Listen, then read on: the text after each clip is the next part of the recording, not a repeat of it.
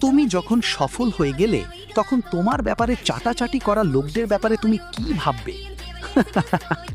তারা ভেবেছিল তোমাকে মাঝপথে ছেড়ে দিলে তুমি রাস্তা হারিয়ে ফেলবে।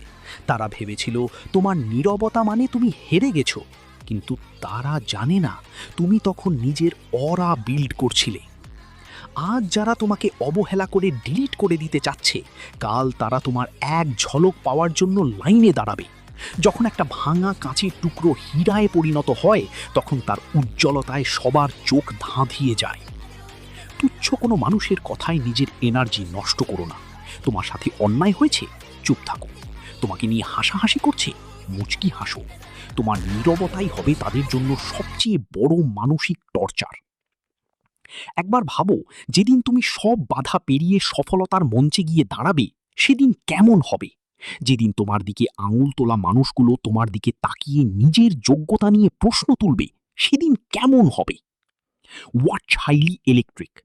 তোমার অরা কেউ কেড়ে নিতে পারবে না, যদি না তুমি নিজে হাল ছেড়ে দাও। নিজেকে এমন এক লেভেলে নিয়ে যাও যেখানে পৌঁছানো তো দূরের কথা, তোমার কথা ভাবতেও মানুষের যোগ্যতা লাগে। শান্ত থাকো, কিন্তু ভেতরে আগুন জ্বালিয়ে রাখো। আর তুমি যদি গেয়ে না হয়ে থাকো, ভিডিওটা লাইক আর চ্যানেলটা সাবস্ক্রাইব করে দাও।